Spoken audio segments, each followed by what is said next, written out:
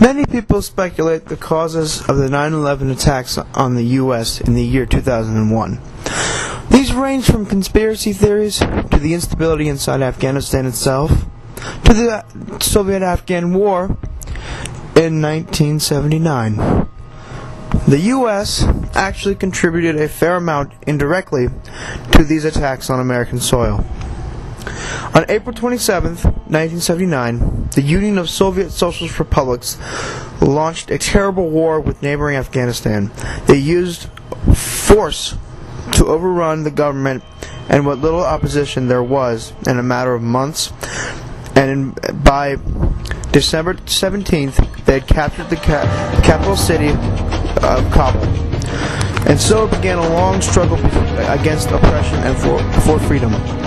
A small group of religious militants called the Mujahideen began fighting their battle against the Soviets.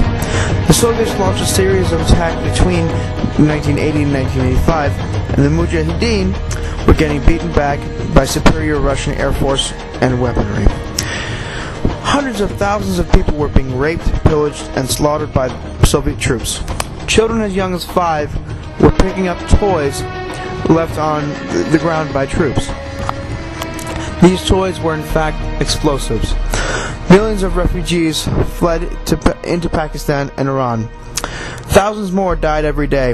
And the U.S. strategy at the time was just to let the Soviet oppressors come into the country and slaughter countless amounts of innocent people. The U.S. was giving Afghans weapons that had been severely outdated. Bullets that could not penetrate the heavy armor of Russian helicopters.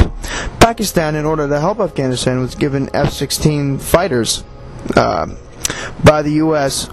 However, they didn't have the radar that would make them able to shoot down these helicopters. The strategy was just to make the Soviets Vietnam. They'd have kept pouring money into it until pulling out entirely.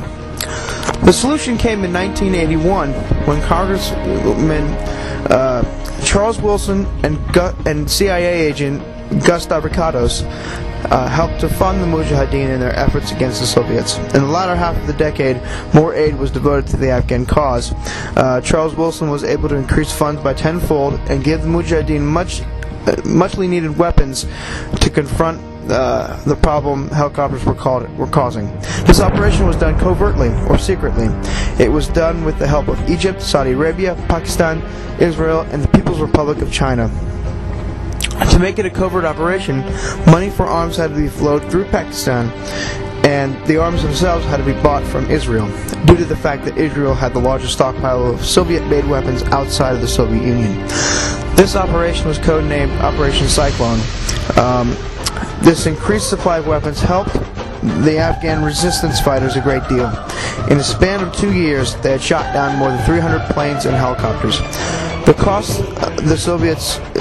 cost the Soviets a tremendous amount of money, and it ultimately helped lead them to demise in 1991. In 1988, they signed the Geneva Accords, and in April of 1989, Soviet troops started leaving the country for good. This was a monumental victory for the U.S. and all of its allies who participated in the operation. There were still many problems for the United States to face. Problems like the stability in Europe, the Soviet Union falling into disarray after this conflict, and the growing humanitarian crisis that had erupted in Afghanistan in the wake of the war. This war tore families apart, terrorized people, and left a total of 2 million dead in Afghanistan. Half the population emigrated elsewhere in the world during and after the war. Half the population returning to Afghanistan was between the ages of 7 and 14. They needed attention, and the only people who could do this was America. America decided to do nothing, to let the Afghans decide what was right for them. Charles Wilson even said that the United States needed to do something. They could have built schools, roads, and other helpful things to get Afghans back on track. This neglect would lead to the September 2001 attacks made by Al-Qaeda and Osama bin Laden that killed more than 300 people. Listen, now for nothing, but do you know the story about the Zen master and the little boy? Oh, is this something from Nitsa, the Greek witch of Aquilippa, Pennsylvania? Yeah, as a matter of fact, it is. There's a little boy. On his 14th birthday, he gets a horse. And everybody in the village says, how wonderful, the boy got a horse. And the Zen master says, we'll see. 2 years later, the boy falls off the horse, breaks his leg, and everybody in the village says, how terrible. And the Zen master says, we'll see. Then a war breaks out, and all the young men have to go off and fight, except the boy can't because his leg's all messed up. And everybody in the village says, how wonderful. Now, the Zen master says, we'll see. So you get it. No, because I'm stupid. You're not stupid. You're just in Congress. Send them money. You start with the roads, move on to the schools, factories. Gus, now it's a party. Restock the sheep herds. Give them jobs, give them hope. I'm trying. Yeah, well, try harder. I'm fighting for every dollar. Yeah. I took you from 5 million to $1 billion. I broke the ice of the sting in the Milan. I got a Democratic Congress in lockstep behind a Republican president. Well, that's not good enough, because I'm going to hand you a code word classified NIE right now, and it's going to tell you that the crazies have started rolling into Kandahar. After the Soviet-Afghan War, the Afghans were struggling to get back on their feet. Their economy, infrastructure, and workforce had been completely shattered. The people who came back to Afghanistan had almost lost everything and everyone. Islamic radicalism began taking a part in everyday life. These young people began to become influenced by Islamic radicals. Groups like the Taliban began to surface. They created schools where everything that was taught was religion.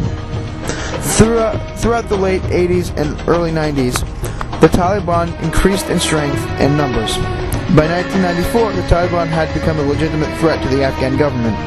They began terrorizing innocent people inside Afghanistan who wouldn't submit to their authority. In 1995 and 1996, the Taliban took control of Kabul. This meant that they had control over Afghanistan's government. This takeover led to disaster for the people of Afghanistan. They turned the government into a complete theocracy. The only person who was able to combat the Taliban was religious leader and American ally Ahmed Shah Massoud, the former leader of the Mujahideen. At the time Kabul was taken, he was Secretary of Defense under the provisional government. Massoud allied himself with Taliban enemy and Pushtun leader Abdul Qadir. Together they staged a guerrilla warfare with the Taliban.